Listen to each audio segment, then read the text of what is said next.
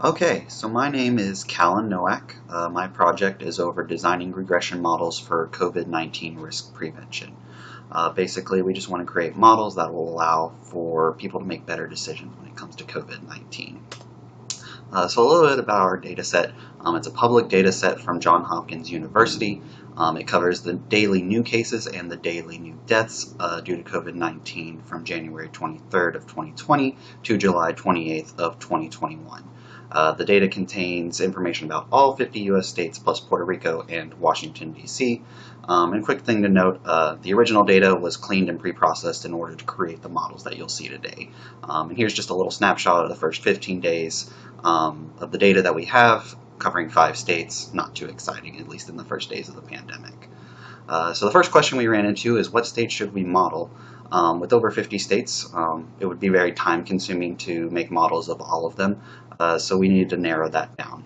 And so we decided to use the average daily cases for each state as the basis for our decision. So we plot that in a pie chart, and the results you see here.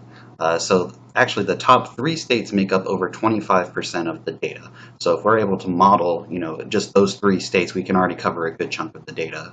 But to be fair, we also decided to go with 2 of the middling states and 2 of the bottom states, just to, round out all of our models. So the states we chose were California, Texas, Florida, Maryland, Washington, Hawaii, and Vermont.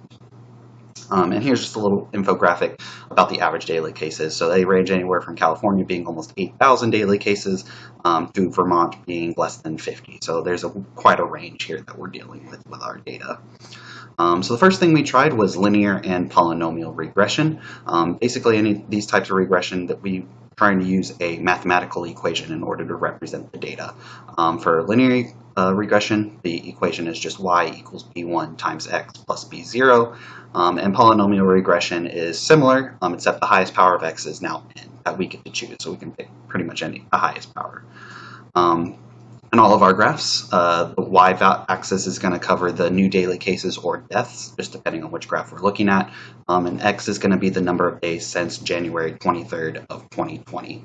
And one other real quick thing to note is that 80% of our original data was used to create these models. That's just a good data analysis tip. You never want to use 100%. You want to just use around 80% so you can use the other 20% to test your models. So for linear, as you can see, our data is actually not linear. What I have here is the new daily cases for California, and that's mostly what I'm going to be showing you as we go through these slides.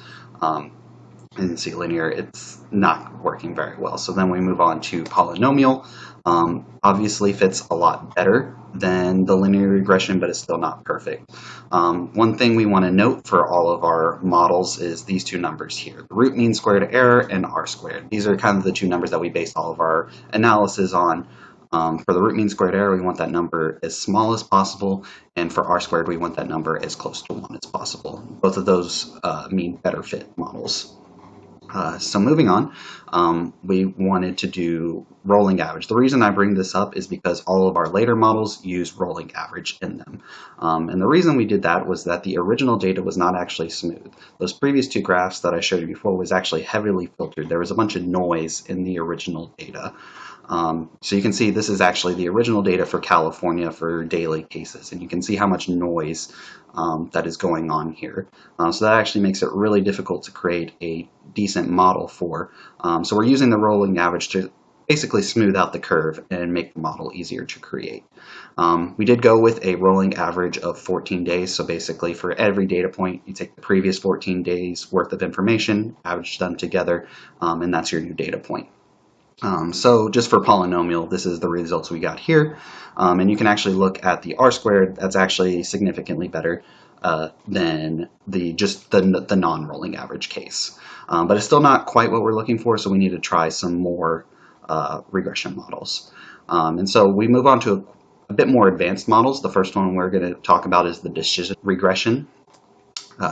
So what this regression does is it basically creates an imaginary tree that contains multiple nodes. And those nodes can either be decision nodes or leaf nodes. And to give you all a bit of a visual, this is what the decision tree would look like. Basically what happens is for any x value that you can pick, you start at the root node, and then that decision node will ask a question like, is X less than 100 or something like that. It's basically a yes or a no question. And depending on if it's a yes or a no, you go to one of the two subtrees, either the left or the right. And from there, you can either hit another decision node or a leaf node. If you hit another decision node, you basically just keep repeating the process over and over until you hit a leaf node. Once you hit a leaf node, that's actually the corresponding Y value that the regression associates with that X value. So that's a little bit of how decision tree regression works. And this is our model that we got here. And so on first glance, it actually looks really good. R squared of 1, root mean squared error of actually close to 0. But we have an issue here, and that issue is what we call overfitting of the data. Basically, whenever we're creating models, we don't want to overfit the data because what that causes is this model is only valid for this particular data set. If we wanted to repeat this experiment over with a new data set and try and use our model to predict that data, it wouldn't work very well. It would only be good at predicting this particular data set. So we don't want that, so we don't actually want to use this model either. One thing that we could potentially do to fix this is limiting the number of decision nodes in our model, and that might help clean it up a little bit, but that would require more research.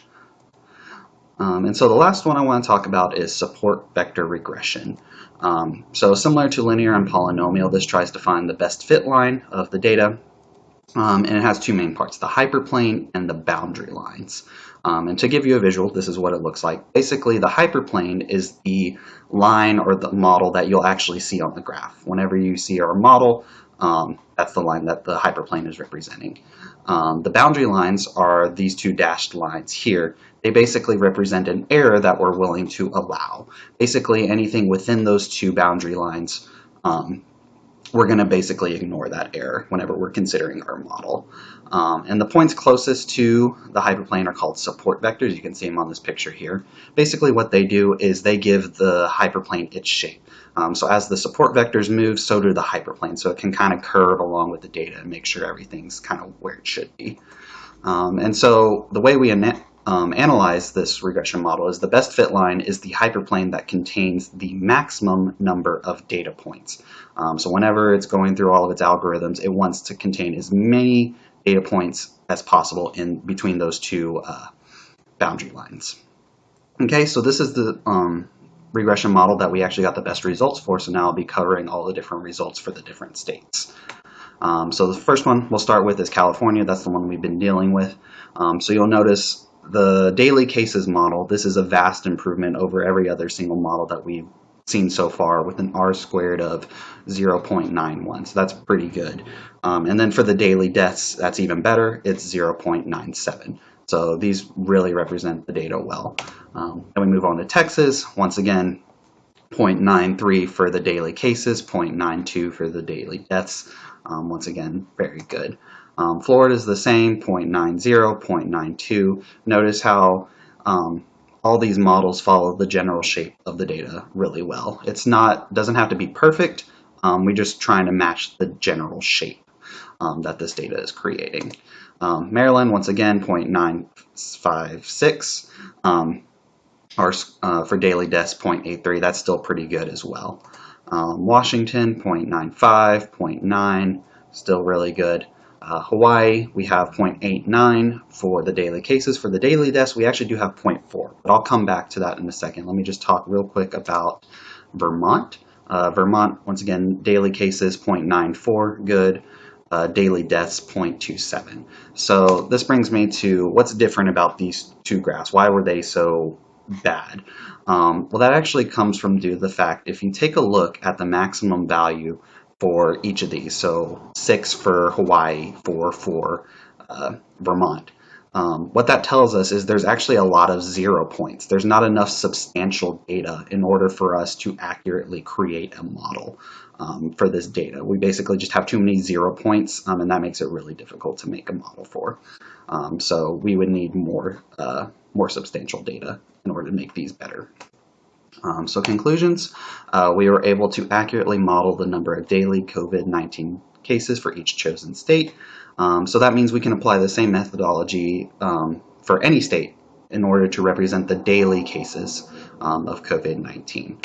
And then we were able to accurately model the daily deaths of 5 out of the 7 chosen states. So that means, once again, we can use the same methodology to cover most of the other states as long as the number of deaths in that state is a substantial number. If they have too few, like Hawaii and Vermont, we may not be able to make a model for that. And then finally, these models will be able to predict the trends of the pandemic and hopefully help with decision making and hopefully reduce the amount of deaths in the future. Right. Thank you for your time.